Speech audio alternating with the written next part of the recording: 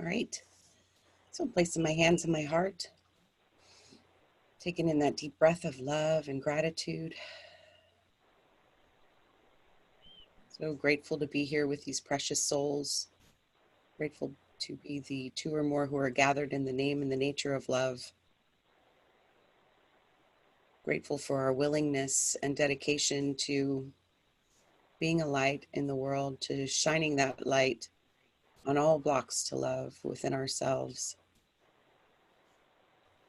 Grateful to be able to come together to receive a better understanding of how to live the teachings of A Course in Miracles.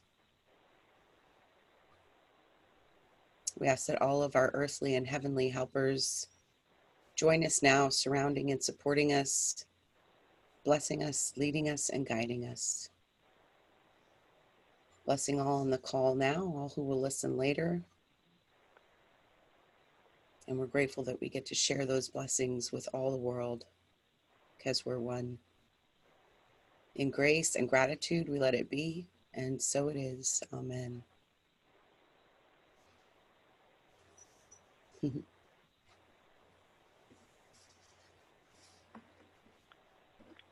So chapter 11, section 4, the inheritance of God's Son.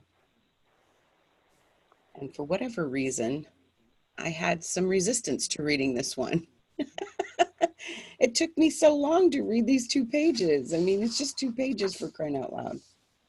But yeah, but I got it and I got a lot out of it. Would someone like to begin our sharing? Well, I'll add to that, Linda, and just say that I feel like I got a lot out of it too, but it was one of those readings where it was so chock full of things that, and some of it repetitive, of course, but so chock full that I found myself thinking, how will I ever really get all this and apply it? Yeah. Yeah. Well, one of the things that brought me comfort in that, though, was in the second paragraph, in the middle of the paragraph, when he says, what you experience when you deny your Father is still for your protection, for the power of your will cannot be lessened without the intervention of God against it, and any limitation on your power is not the will of God. So it's like Carla says all the time, no matter what, everything is God's will. Everything is here to help us. Everything is perfectly organized and designed for our good, whether we realize it or not. So that was kind of comforting. Yeah, thank you for that reminder. It's kind of like it's inevitable anyway. It's just the way it is. Right. Yep. Salvation is ours. Go ahead, Penelope. Yes, that was one of my favourite sections, Linda, that you've just read out. And in my experience,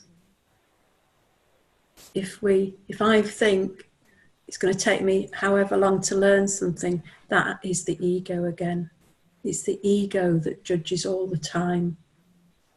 How long it's going to take me, whether I'm going to learn it or not, how I'm going to be able to do it. And it's just purely another way for me to recognise that that's the ego having its little say again. Mm-hmm. And we could choose in the next moment to partner up again. Exactly. Yeah. Thank you for that, Penelope. Anybody else have anything they'd like to add or share? Good to see you here, Christine. Mm-hmm. You know, Linda, as you were talking, I realized right at the end of our conversation that I think it's that word salvation that triggers something with me. It has all those religious connotations to it. Yeah, I've not experienced too much triggering with words anymore, and I think part of that was a gift from my dad, because he had such resistance to the word enlightenment, because he had those beliefs that it was like airy fairy, you know. Right, cosmic foo-foo. Yeah, exactly. And so you know, I really got when I read at the very beginning that words are but symbols of symbols. So the word enlightenment, the word salvation, the word God, we give them all the meaning that they have. And if you're uncomfortable with that word, choose another one. I know early last year I was talking to one of the new Masterful Living students, and she loved the Course in Miracles, but she had challenges, first of all, with the male reference all the time to his and him and he. And she also had, she was also triggered by the word God. And I said, just put love there. Every time you see that word, just read love instead. So it's the inheritance of love's son. Okay, And that that, works better for me. yeah, that seemed to help. So coming to salvation is just coming to love. Complete love, no matter what.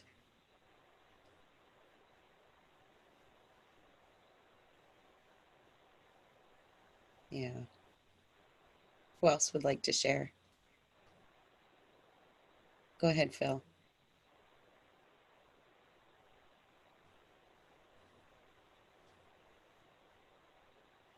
Hi everyone, good morning. And uh, I guess I had more like a question, or I really don't know, because in my book it was like immediately like the fourth line, and it says, "Your soul does not need salvation, but your mind needs to learn what salvation is." Mm-hmm. And I'm like, okay, what is my soul and what is my mind? And I'm like, my soul does not need salvation. And it was a little confusing to me to even think of it,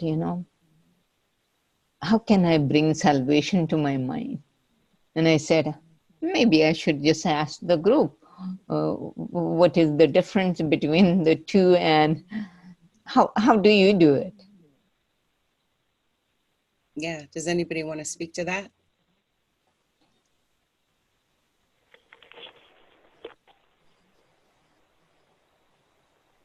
Well, I can say, go ahead, Penelope.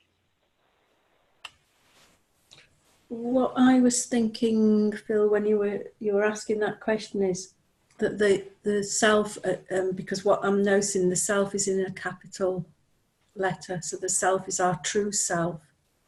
But the mind needs salvation because my mind is split. Our minds are split, and it's the recognition of the truth of who we are as unity, as oneness, and that's what salvation is. It's the recognition of our oneness. So that's how I understand it.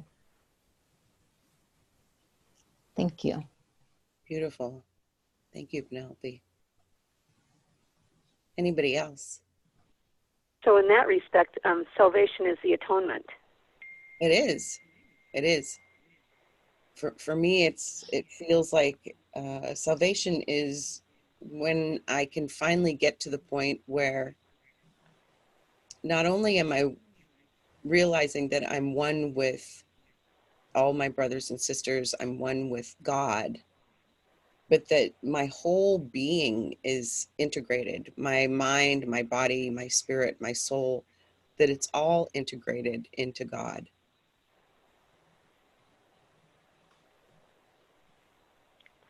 That's really beautiful. Thank you, Linda. You're welcome.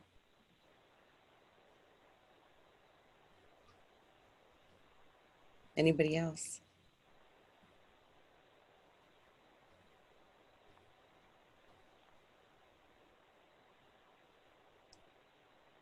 Go ahead, Diane. Um, Your comments about having problems or challenges or whatever, reading this, Linda, really spoke to me. I found myself this morning reading it and reading sentences twice. I'm like, I'm not getting it. It just seems like this great big sentence. And so I'd read it twice and I'd understand a little bit more and then carry on. So I just found this like that. But the one thing that, well, there were a number of things, but what kind of jumped out at me was in paragraph 4 at the end. The beginning phases of this reversal are often quite painful, for as blame is withdrawn from without, there is a strong tendency to harbor it within. It is difficult at first to realize that this is exactly the same thing, for there is no distinction between within and without. And doing the lessons, our lesson like yesterday and today, I am determined to see things differently. Doing that sort of in tandem with this is really helping, because I am working on the lesson. So that's impacting me on the way I'm reading this as well. And I am getting much more, the alarm clock is going off much more for me when I am projecting or judging others. And I do have that strong tendency to judge myself. And I find that's a little bit more subtle. I'm not always picking up those self-judgments as clear as I'm picking up the judgments towards others. So I just had that sort of insight, especially yesterday as I was working on that lesson. I am determined to see, and trying to do it every 30 minutes. It really helped me to become aware of, oh, yikes, that's a judgment, even in those small, subtle ways. So that was really helpful. And it's that self-judgment that runs on as sort of, I would say almost out of my awareness, on this low key, it's like a pot simmering on the back of the stove. It's kind of always there. It's always emitting this fume or whatever. And so that's kind of my thing is I would really like to become more conscious and aware of that thing that's simmering just out of my awareness that is probably really running the show in a big way. But a lot of it is around the self-condemnation, the self-judgment, and it's quite harsh and critical and almost bullying at times. So I get like really tired and exhausted from this constant bullying of myself. However, what I'm happy about is that the projections are becoming more clear for me. So I'm really feeling like as we go along in the year, the other will become hopefully as clear. But I'm catching myself a lot more quicker to get that projection of this blame and harshness and whatnot that I do on others. So the reading today helped me solidify that. That's great, Diane. Thank you for that. Corinne, go ahead. Yes, good morning, everyone. And I'm sorry I'm late. I was having issues. And part of it is related to what Diane just shared. And thank you for these lessons. I'm not doing the lessons because I did them last year and the year before, but I'm determined to see your practice of that probably helped me also because I had an aha yesterday. And I guess I read in my book this section before, but I forgot about it. And I was reading on my iPad this morning, thinking I was reading it for the first time, and I highlighted the same thing. The same thing. And what you read exactly there about this is a crucial step for awakening. Um, I'll just read the first sentence of that paragraph number 4 also. Only you can deprive yourself of anything. Do not oppose this realization, for it is truly the beginning of the dawn of light.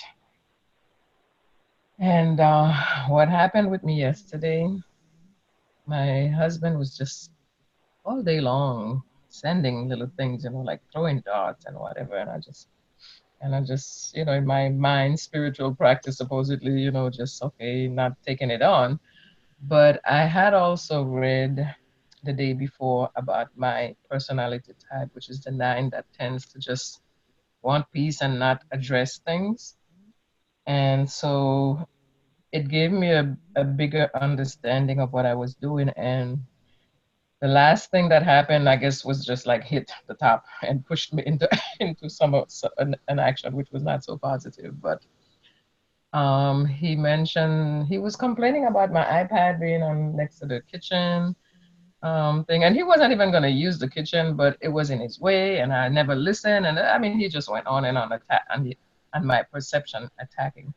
And I was sitting in the living room with my computer, which is a laptop, and I decided, okay, let me close that and go remove my stuff from the kitchen. And in doing that, as I went to put it down, I dropped it, and it's not working. so my so I messed up my laptop, and I didn't get hurt, thank God, but it was really bad the way I was feeling. And he started asking me if I was okay, and I couldn't even answer him. I didn't want to answer him. I was really upset. And then when I came into the room, closed the door, and I remembered reading that the 9s tend to just go back into isolation, not face their feelings.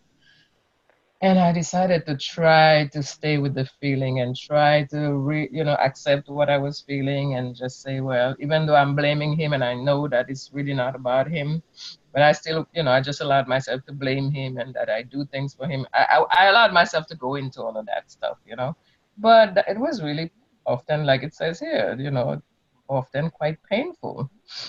And for as blame is withdrawn from without, so I'm here doing both at the same time, blaming him and trying to remove the blame from him as well and to own it for myself. And that was a process. I called it the violet flame angels.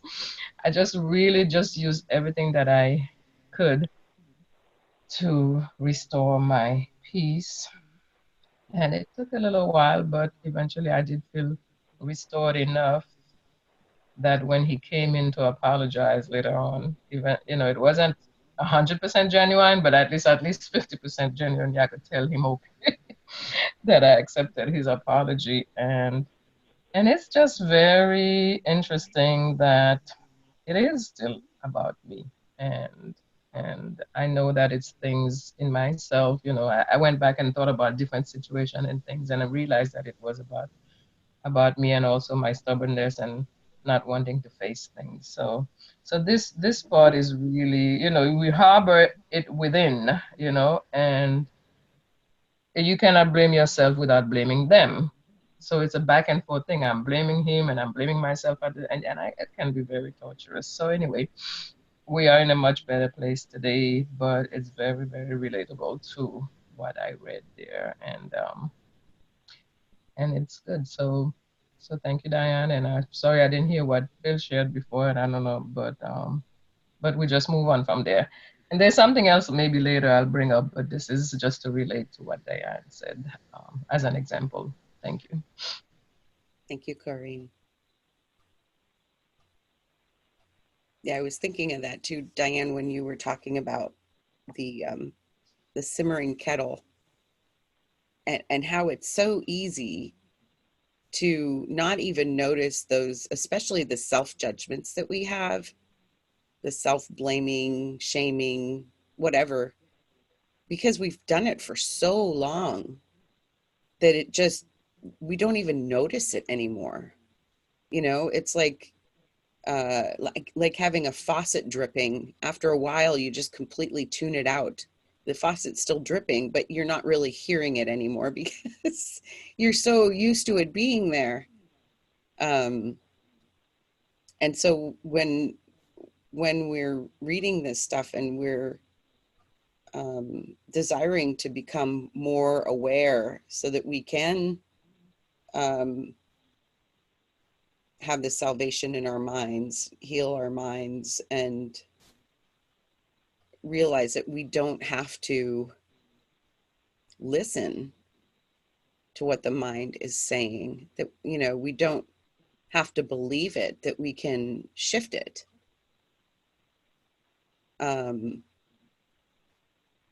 It does feel painful, because then you start to realize how many judgments there are, like floating through that brain, floating through that mind. Yeah, it can be very painful.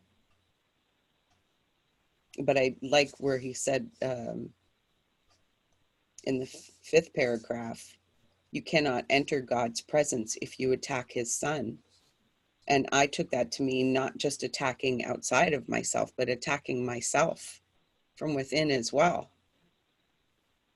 So when I'm feeling separate and disconnected, it's because there's something in my mind that I'm allowing that is an attack on myself.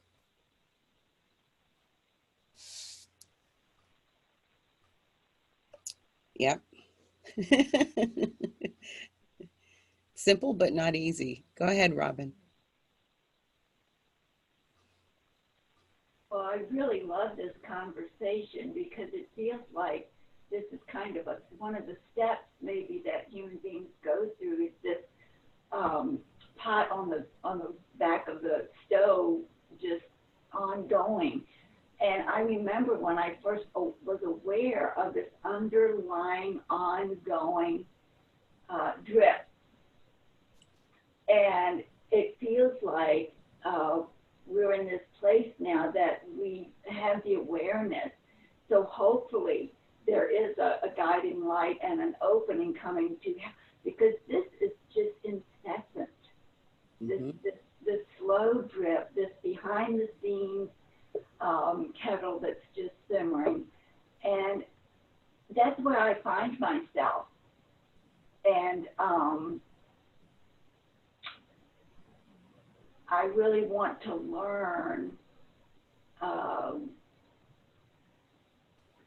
to acknowledge it and really speak to it. I don't like this, but then let it go, turn it over, and rest in God. I mean, I'm like, let's just move this forward. And because Diane said something about it's so subtle, and yet it is really creating a lot of torment in my life. Well, I'll put it that way. So I just love that conversation. I love that we have this awareness. And I'm not the only person that's stuck in that little place. And not that I wish that on any of you all. I wanted to speak to that chapter 5. And it's sort of like you read something and you immediately recognize it as something familiar, but you also are like, I never thought of it like that. I'm like, it seems so like, duh. But that's this sentence that says in the kind of middle of chapter 5, it's got a little 4 in my book, the blue book, lay it to yourself and you cannot know yourself, for only the ego blames at all. And this is where it just jumped at it. This self-blame is therefore ego identification. Well, I understand that, but I just really, it just didn't get it or something. And as much an ego defense as blaming others, I don't know, I'm finding this really huge.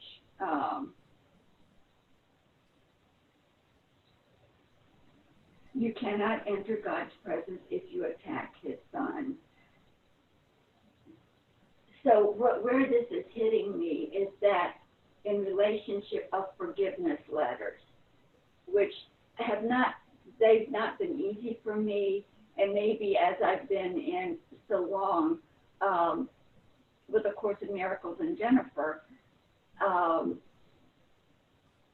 maybe a dozen forgiveness letters until recently when the Friday afternoon forgiveness, that I said, I'm doing that. And it has just been so, now I love doing the forgiveness letters and I'm doing them with Diane. We decided, let's do this together. So that's been really cool. And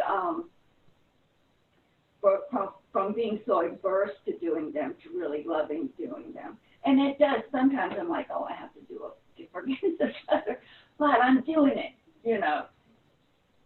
But here's the place that relates to this. And I don't know how to explain it. There's such depth that I don't know how to express. In my dozen or so, the first forgiveness letter was to myself, because that's the recommendation. And then I did forgiveness letters about others. But when I got to this Friday afternoon, I didn't make any kind of decision, but it seems like all my forgiveness letters are towards myself. And part of it is I've been like, well, thank God. I know I've got other people to forgive, but I feel better that I'm blaming myself and not other people. And I thought I was getting away with something, or I don't know, that I was moving forward. But this is telling me, you know, if I'm blaming myself, I'm blaming my brother as well. So I'm not off the hook. And not that I want to be off the hook, but it's just taking me deeper. At least I probably will continue to do forgiveness letters towards myself. There's so many things, but I will have an awareness. That's what I'm really getting from this, is that my awareness about, you might think you're blaming yourself, Robin, and you're doing my forgiveness, but I am also forgiving others as I blame myself. I don't know, that sounds so crazy, but I'm sorry I can't explain it to the way I understand the gift that I received from that this morning. So thank you. Thank you, Robin. Yeah, I get it. I get exactly what you're saying. And it's, for me, it's that whether we're blaming or judging others or ourselves, like the first thing that popped in my head was, you know, we have this belief that it's better to give than receive, which is poppycock, because giving and receiving are one in truth. And the same goes that whether we're blaming others or we're blaming ourselves, we're sharing that with everyone. It's a terror on ourselves. We're terrorizing ourselves when we're blaming and judging ourselves. And if we're blaming and judging ourselves, not only are we terrorizing ourselves, but we're terrorizing our brothers and sisters. And that's what helps me to really desire to do the self-forgiveness, because I know as I'm healing my own mind of the self-terror, of the self-judgment and the self-blaming and shaming, that I'm also healing my brothers and sisters along with me. I like that. And I mean, I already know that we're all one. So well, it's what the Course does. It just raises, gets you clicked in. So thank you. Yeah. Thank you, Robin. Go ahead, Phil. Oh, thank you for this topic, and thanks for what you said early on, Linda, about this person having difficulty with the word God and Son. And I just had this thought that, which I think is a slow drip for me, and I thought I was done with it. I have difficulty every time when it says you are the Holy Son of God.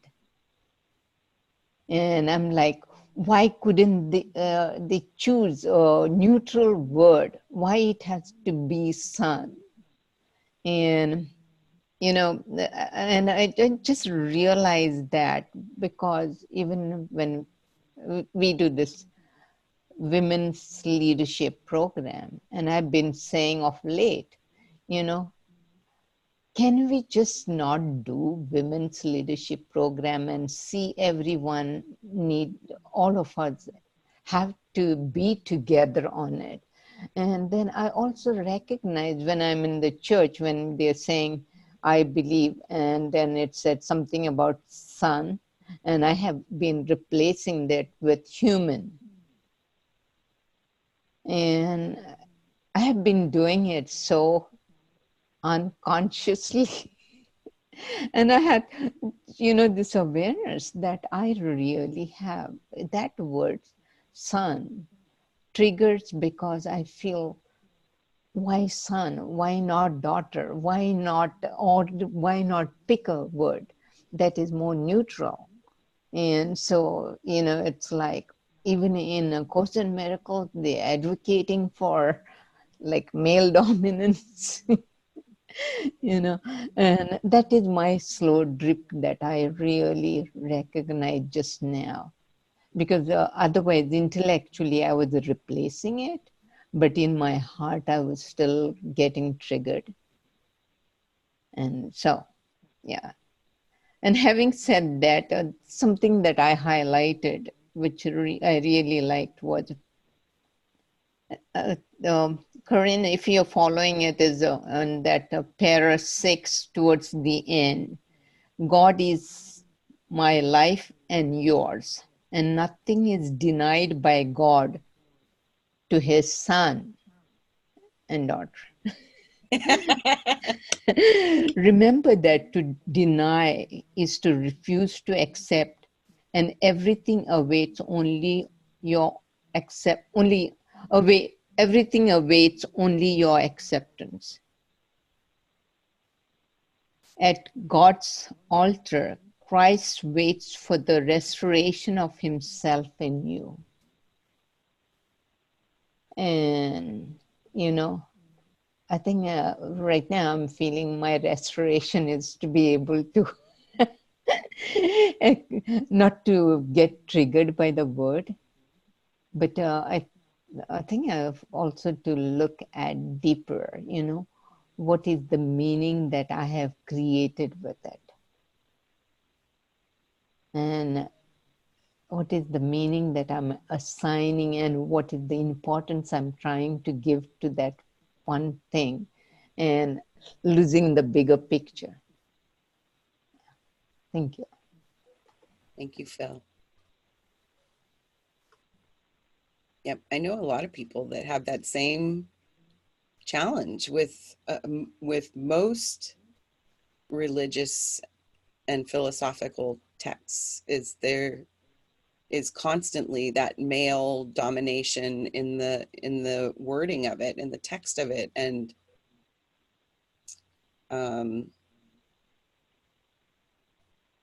I feel like living on this planet as a woman, it's our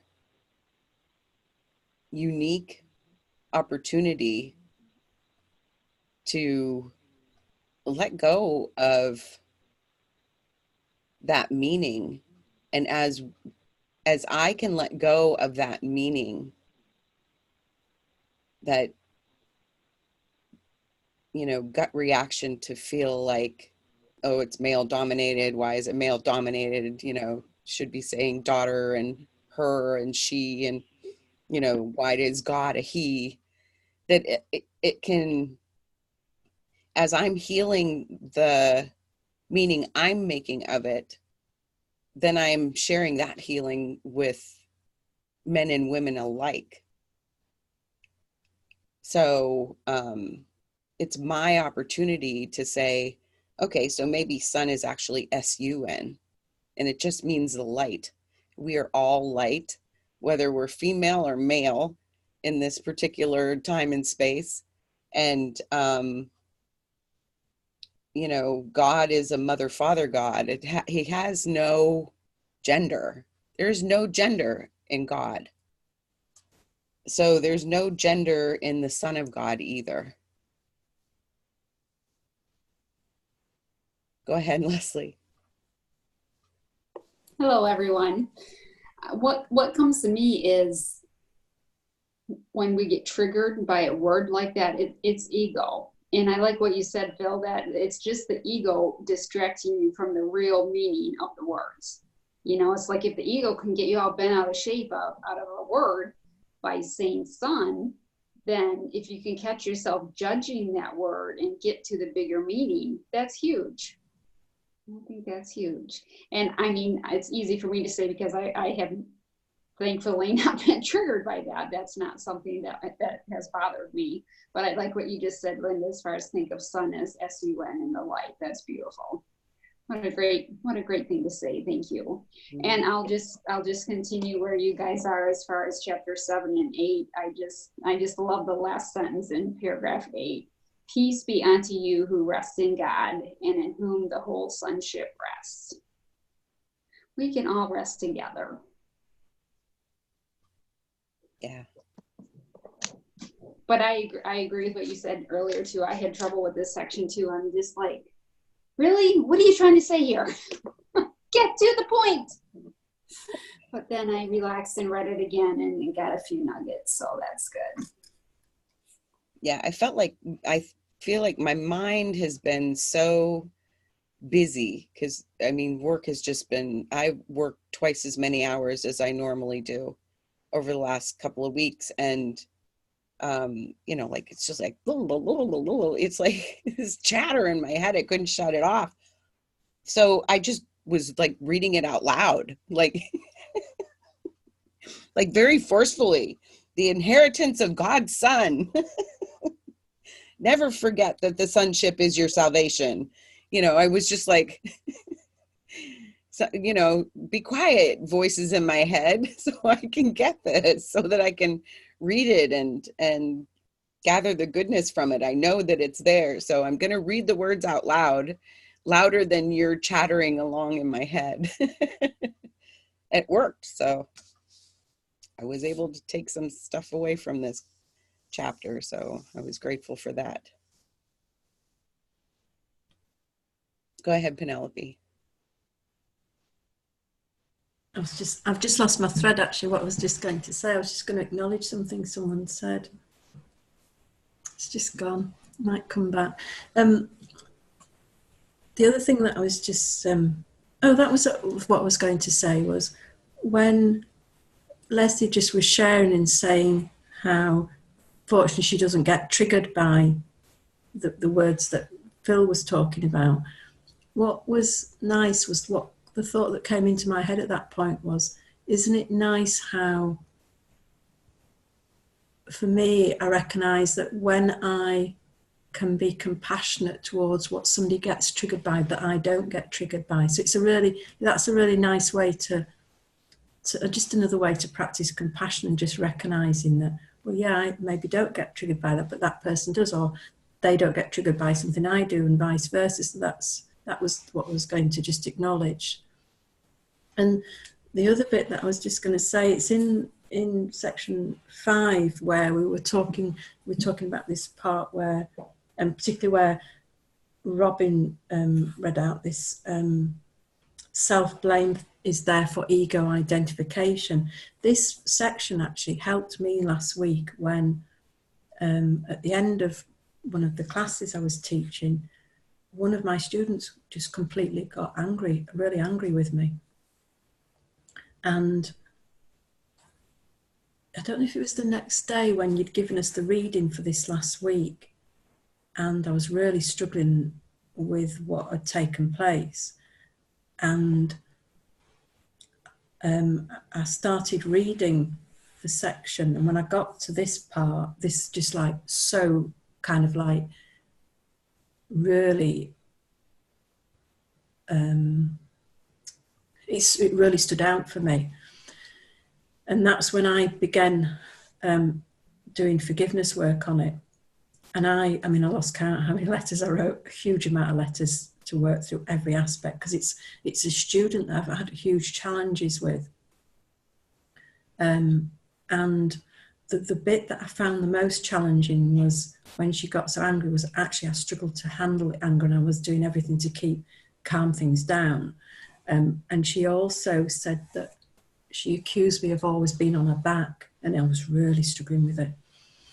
And as I say, it took many forgiveness letters, and there was that constant toing and froing of blame.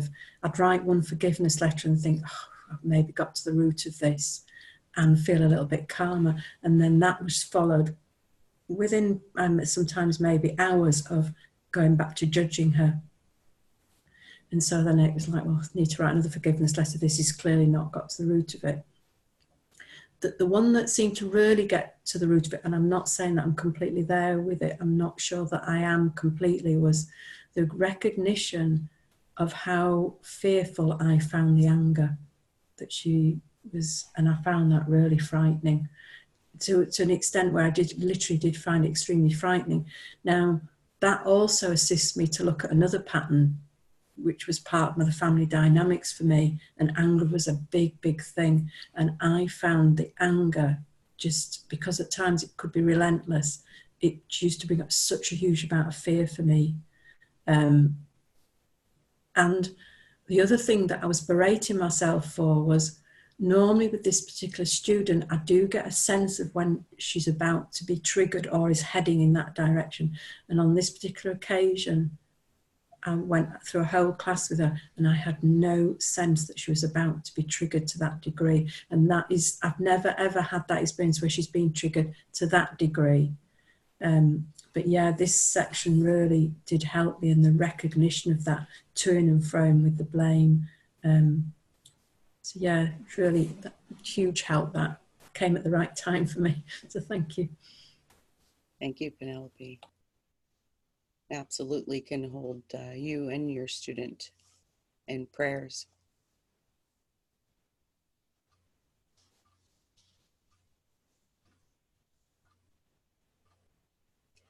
Have you seen her since that? Yeah, interestingly, she was in the class again as usual today, and I decided to do everything differently. I mean, in the forgiveness letters I was actually writing, I am so determined for this not to ever happen again. I do not want to be in a situation where this was happening again. I mean, as part of, I use another healing tool. So over the weekend, the other thing that I did was to actually do some cord cutting, which was interesting, because I kept having this sense that, because I was really struggling with judgments again over the weekend, and I kept thinking, this feels like almost like a psychic attack. When I looked into it deeper, it was actually cord cutting that needed to be done. It was a cord that she'd attached from between our solar plexuses. And so I did the cord cutting, and that also made the difference. And I decided that when I went to class today, I was going to completely change how I did it. And one of the things I did to change the dynamics was to get people to stand in a totally different place to where they would normally stand. And that assisted. I also started the class, which I've never done before. I did some chanting, and I completely changed the class up and did so many different things. And so, yeah, it was a beautiful class, and I don't get the sense I'm completely out of the woods yet. That's more of an intuitive sense that I'm not completely out of the woods. And I don't know if that's in part to do with that. Even though one of the things she said last week was that she'd been trying to heal something for the last 3 years. And I know that obviously if she was willing to open up to me, it's to do with a time from what the bit that she did say from when she was at school and a teacher. So I'm obviously triggering some aspect of that. And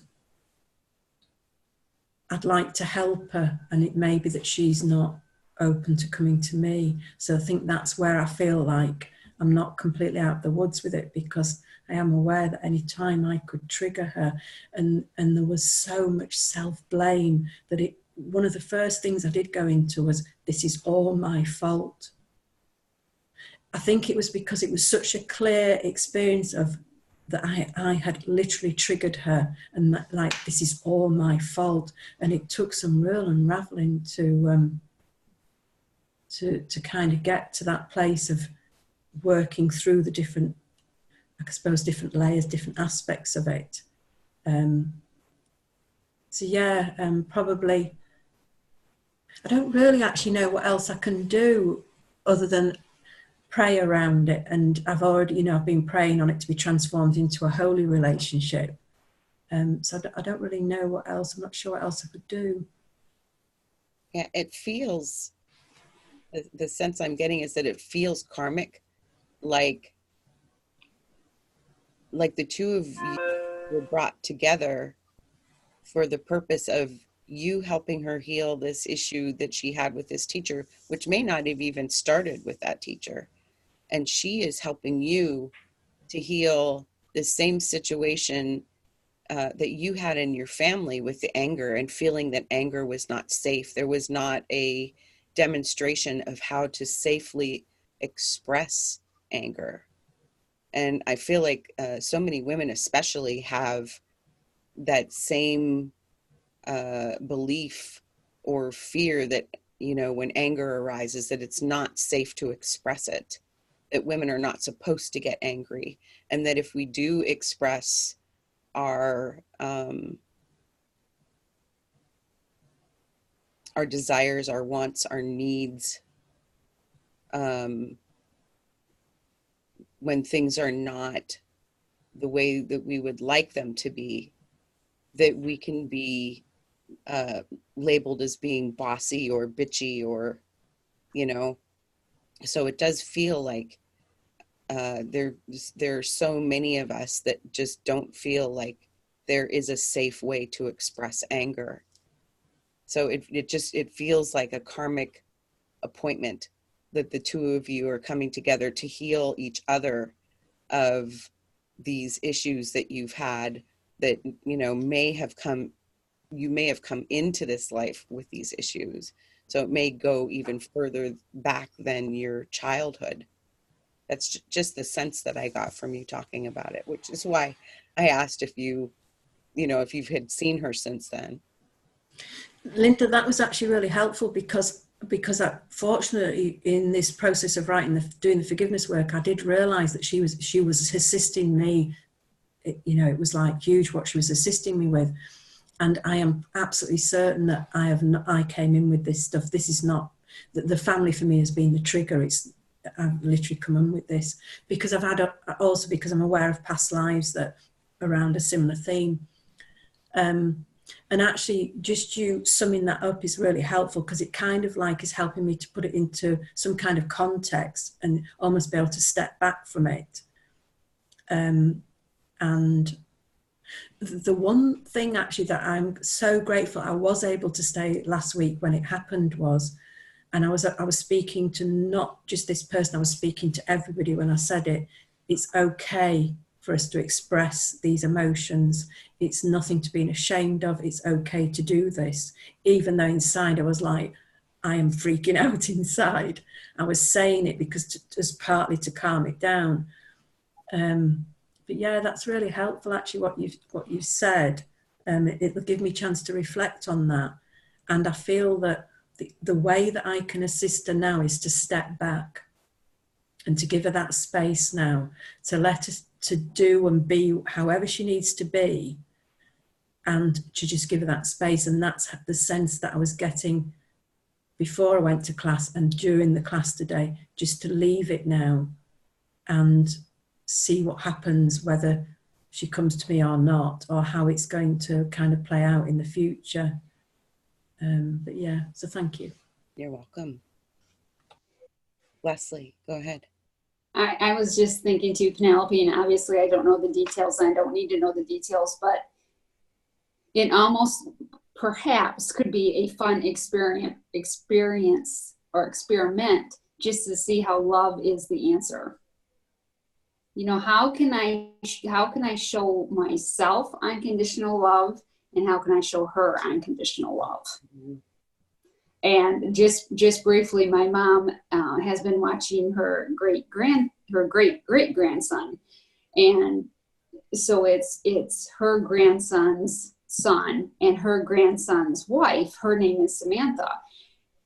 We all in the family have had a problem with Samantha, and my mom has just decided she's watching this little baby. She is going to love Samantha. She is going to just shower her with love, unconditional love wherever she can. And it's just been, and just basically a holy relationship, not judging her. You know, she thinks, not judging her for how she's raising the baby, what she's feeding the baby, just, you know, letting her be the mother, Sam be the mother, and basically respecting her.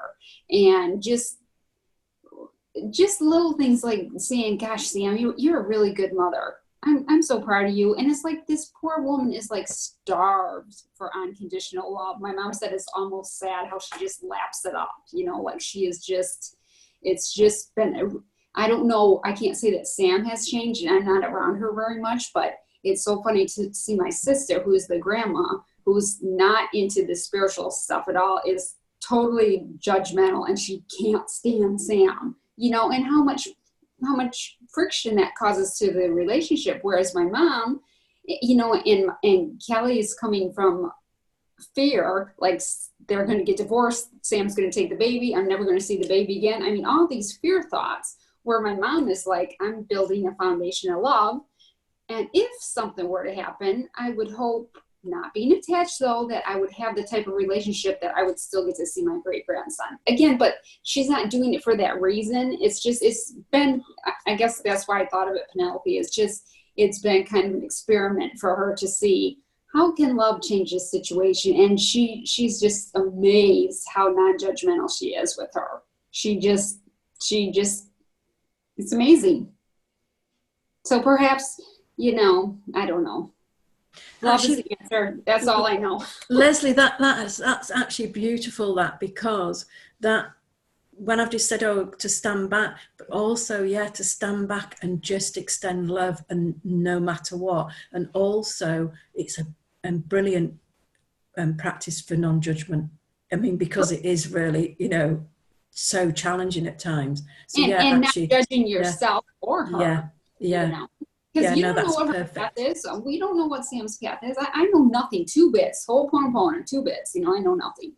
And I'm grateful that she's being such a great teacher for you. Yeah. Even though it sounds like it's painful at times, there's a lot to be grateful for, it sounds like. Yeah. I mean, yeah, because last week I literally came home, and as the day and the few days that followed, it's like, I'm just stopping. This is just not worth it. And that was to the extent where it was like, oh my God, this is just horrendous. So yeah, no, that's perfect. Thank you so much. Well, that was my first thought. I'm like, why does this student keep coming to the class if she keeps getting so angry to come up here? But obviously there's a reason. So that's I look forward to hearing more about it in the future. Maybe kiss and make up, you know? Yeah, me too. I can't wait to see how it all turns out. It's exciting. And in the meantime, we don't have to take things personally. You know, like Leslie said, she's obviously getting something, or she wouldn't continue to attend the class. So, yeah. Anybody else have anything to share? Phil.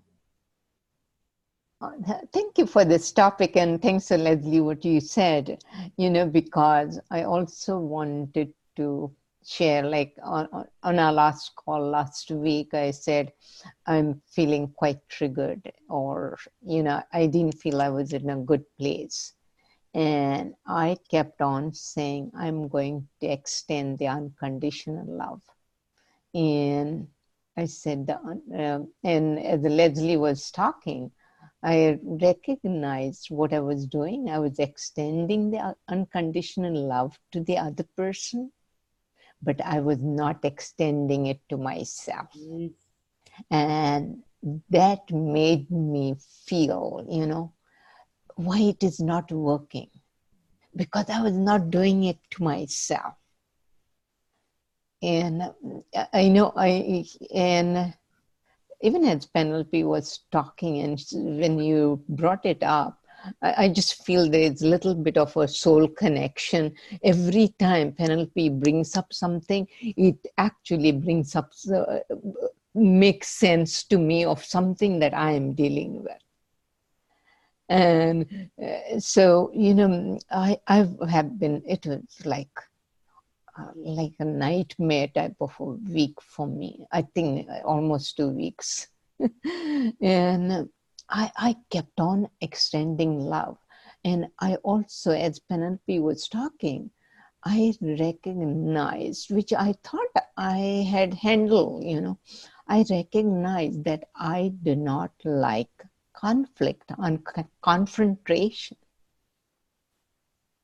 And I will shy away from it to the extent that I have to actually address it, and to address it from that place of unconditional love rather than addressing it from the place of fear. Because I could feel myself so much in fear, even to, and like almost getting to the point like, I don't know how to do this. And trust me, I kept on praying. But the fear was like so big. I said, no, I need to see this person with unconditional love, because I could see the judgment in me. And just now it struck me, the same unconditional love I was not extending to myself, because I was saying, you shouldn't be feeling this way. If you're giving the unconditional love and you're talking about holy relationship, you know, you shouldn't be. And that is that slow drip that Diane was talking about early on, you know, and it is, the pot is simmering and I'm not even in the background and I'm not even hearing it. Yeah. Thanks for sharing, and thank you. Thanks to all of you. Thank you for that, Phil. It was beautiful, beautifully said. Does anybody have anything else they'd like to share before we close out?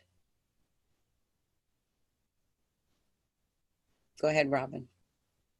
Oh my goodness, all of that was so beautiful. And Leslie, what a wonderful demonstration from your mother. And what a, Penelope, what a wonderful opportunity. I can say that because I'm not experiencing it, but I am experiencing it in other ways. But boy, to really notice yourself stepping back and practicing love. And in this, just to finish up with our reading where I read about blaming, but the next sentence after that, it's kind of a big sentence, but it's about gratitude. It was like the next step. It's like if you're in the blaming mode, you can go into praising. Well, I like to use the word gratitude. And I'll just end up with the sentence that I think we all loved and Leslie brought up is peace unto you who rest in God. And so if you can rest in that place, in that gap, just when you find yourself worrying or getting stirred up or triggered, if you can just really gather and center and find peace, that's where you can go. Or that's an idea that I have. Thank you all so much. Gosh, but it's beautiful sharings. I'm so grateful. Thank you, Robin. Yeah, even if we can just take a nice deep breath or a few of them to get us, you know, recentered in our hearts helps. Absolutely. So for next week, I just want to continue. We'll do section 5, the dynamics of the ego. Yeah, it's been an exciting, tumultuous journey through this chapter. I feel like So, all right, I am going to read from Pathways of Light workbook lesson insights for lesson 21. I am determined to see things differently. And I think every one of us here is determined to see things differently. I am determined to see things differently. I am determined to allow the Holy Spirit to show me in every given moment what is really happening.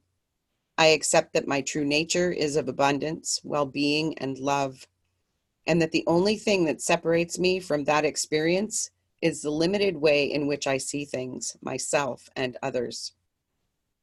So I surrender to the fact that I need guidance because of my limited vision. I surrender not because I'm bad or guilty, but because I choose to remember my innocence and my unity with love. So when I am determined to see, I am assisting love in the healing process, which is my only function. It's not my job to create abundance, security, safety. It's already been created. I've only been hiding myself from it. When I am determined to see things differently, I am inviting help to let the truth in about my freedom and experience of it. I can trust in every moment a sincere willingness will bring me closer to the remembrance and experience of who we really are. I am determined to see things differently means I am willing to see God everywhere. Beyond the veil of illusions and separation is the real love in my brothers and myself. I am determined to see this love in place of any thought of separation. I am determined to allow Spirit to show me the innocence and unity of my one self in all the sonship. I hold to love, and seeing creates a new world. If I find myself holding even a twinge of anger, I have found it helpful to ask, how does Jesus see this situation? Or Jesus, how do you see this person? Show me. Then it is helpful for me to be quiet and listen, letting go of my preconceived ideas. It is also helpful for me to remember I do not know what anything, including this, means. I am open to be shown by the Holy Spirit. I know that understanding comes to the quiet mind.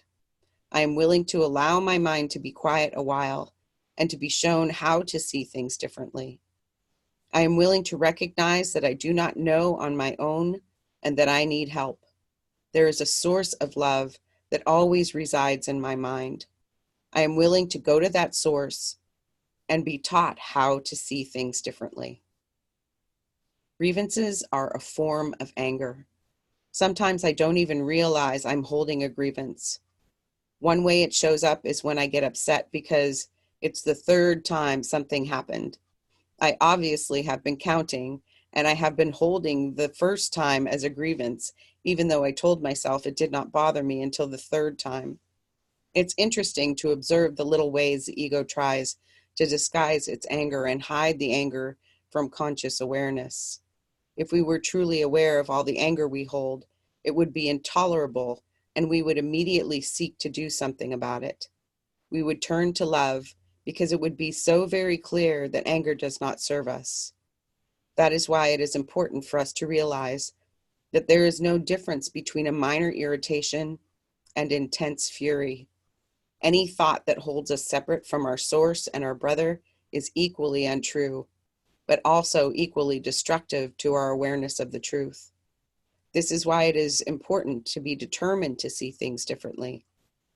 It is not up to us how to see things differently, only to be willing. The how is provided by the Holy Spirit in our minds, but we cannot receive it if we are not willing. The willingness opens the door to complete release from fear and return to our home in love. As I sit in stillness and allow my truth to be more present, I realize that the thoughts coming from my subconscious are not me. I look at them in amazement. They are all concocted to be problems out there, this person, that situation. Yet I can think differently about this person or that situation from day to day. These thoughts cannot be real and true, but I have made them, and so I must look at them. As I become more and more comfortable with allowing my true self to be in conscious awareness, my focus shifts from seeing differently outside to seeing differently inside. It is my true self who sees with Christ's eyes, who sees with love. If I can see that this is so, that it all happens inside myself, I can allow my mind to be healed from the seeming wound of its splintering into separate parts. There are no separate parts. There is only one. I am whole and never was anything else. I am determined to see oneness in all I see. I give to Holy Spirit in each moment, and this true seeing can be mine. After working with the lesson, I quieted my mind and received the following message from the Holy Spirit. When one begins to look at things differently, the healing process has begun. You don't need to be in a hurry and think it has to happen right now. Be patient with yourself, just as Spirit has been patient with you. Ask and you shall receive. Therefore, don't forget to ask. Ask Spirit to tell you how to see this person or situation differently. Your answers will come to you. Be assured of that. When I begin to see things differently, the world outside me and others will also see things differently. For one thing, they will see me differently because I am. I am no longer carrying around the negative thinking or anger that I did before because I chose to see things differently. As I change my thoughts and see things differently, so does my world change. What a gift. As I see a happy you, I can see a happy me. As I see a kind you, I can see a kind me. As I see a light-filled you, I can see a light-filled me. As I see a peaceful you, I can see a peaceful me. As I see a joyful you, I can see a joyful me. For what I see in you, I see in me.